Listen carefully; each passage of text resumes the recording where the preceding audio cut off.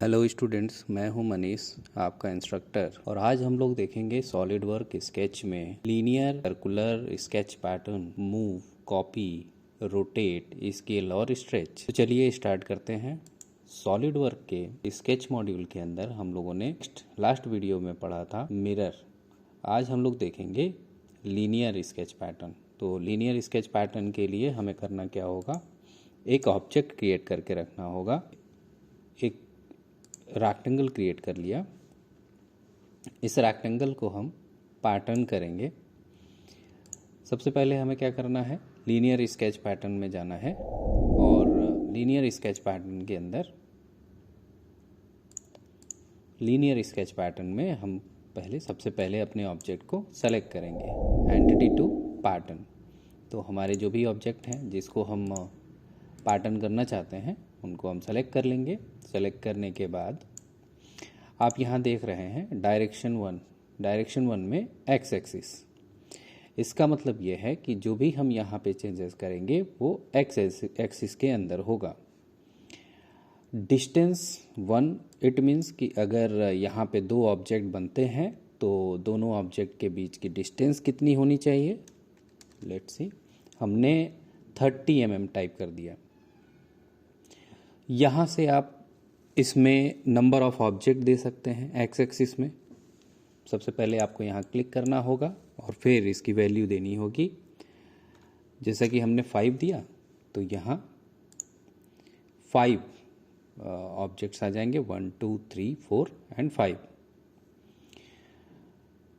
अगर आप ये जो लाइन है इसमें कोई एंगल देना चाहते हैं तो आप एंगल भी डिफाइन कर सकते हैं। जैसे हमने दिया 30 डिग्री, तो ये 30 डिग्री पे ऐसा रोटेट हो जाएगा।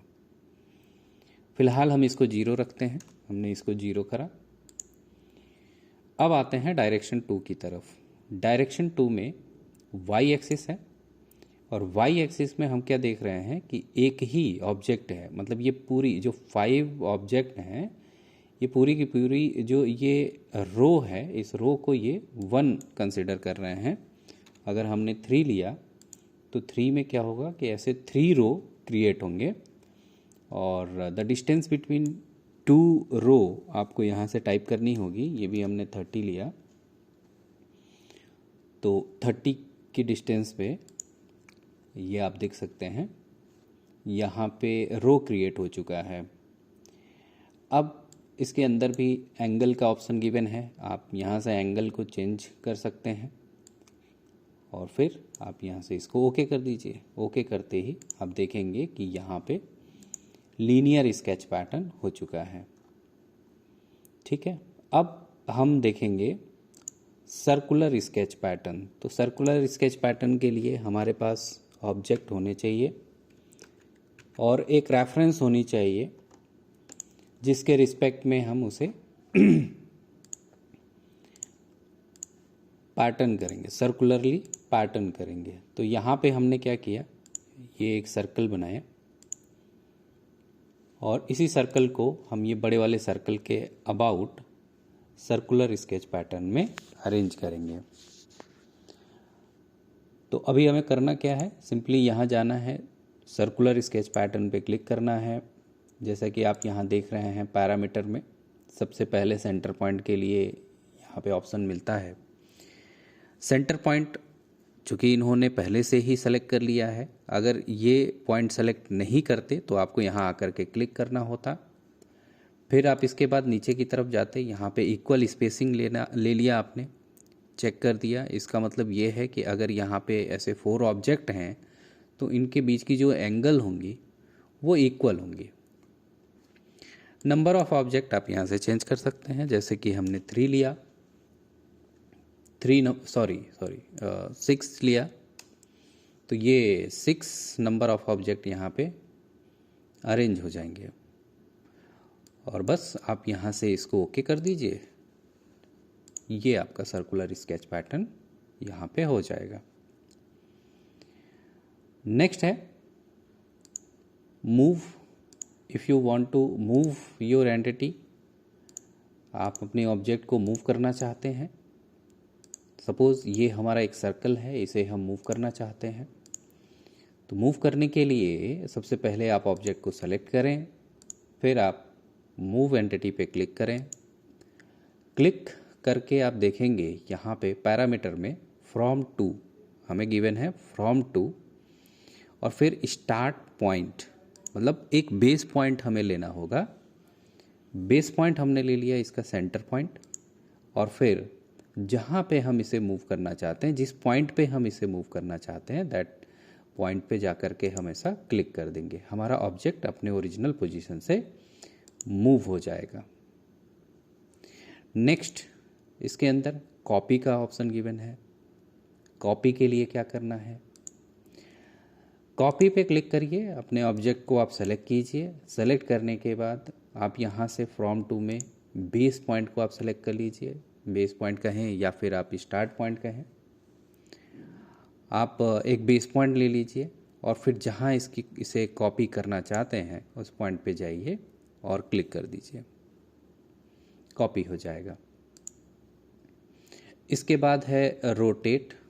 रोटेट के लिए हमें सर्कुलर नहीं, किसी दूसरे ऑब्जेक्ट की रिक्वायरमेंट होगी, या फिर सर्कुलर को भी ले सकते हैं। आप बस ऐसी एक लाइन ड्रॉ कर लें, और लाइन ड्रॉ करने के बाद आप रोटेट में जाइए। ऑब्जेक्ट, आप इस ऑब्जेक्ट को अपने सेलेक्ट कर लीजिए, लाइन और सर्कल दोनों को। नेक्स्ट, पैरामीटर में आप देखेंगे सेंटर ऑफ रोटेशन का ऑप्शन गिवन है। सेंटर ऑफ रोटेशन, इसका मतलब क्या होगा, एक बेस पॉइंट जिसके रिस्पेक्ट में हमें इसे रोटेट करना है। बेस पॉइंट देने के बाद आपको एंगल टाइप करना होगा, जैसे कि हमने 90 डिग्री टाइप किया। तो हमने क्या देखा कि हमारा जो सोर्स ऑब्जेक्ट है, जो कि यहाँ पे अभी 0 डिग्री पे था, यहाँ से एंटी क्लॉकवाइज डायरेक्शन में 90 डिग्री पे ये रोटेट हो गया, और फिर ओके कर देंगे, ऑब्जेक्ट हमारा रोटेट हो जाएगा। रोटेट के बाद है स्केल।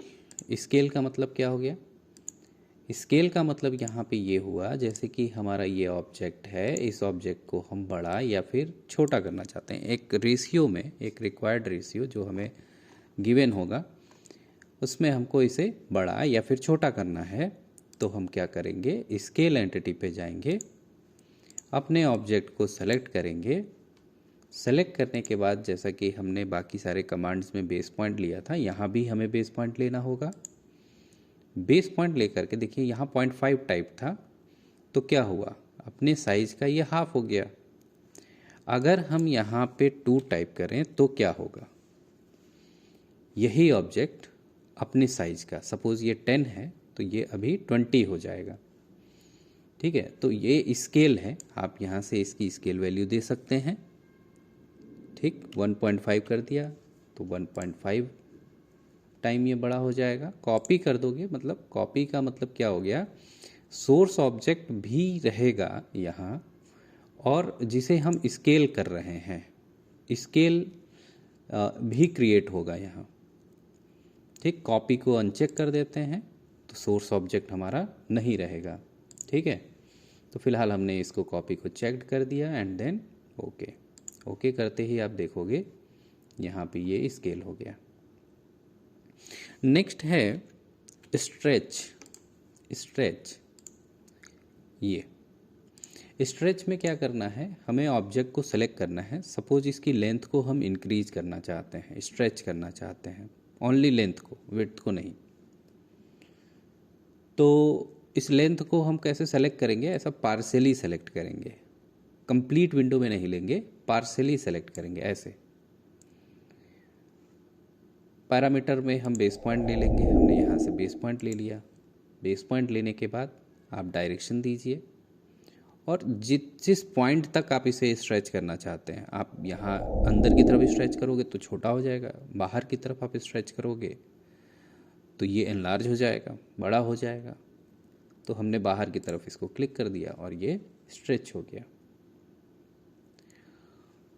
तो आज आपने देखा linear sketch pattern, circular sketch pattern, और इसके बाद मूव, कॉपी, रोटेट, स्केल और स्ट्रेच। इन सभी कमांड की आप प्रैक्टिस करते रहें। फिर मिलेंगे अगली वीडियो में अगली कमांड के साथ। Thank you.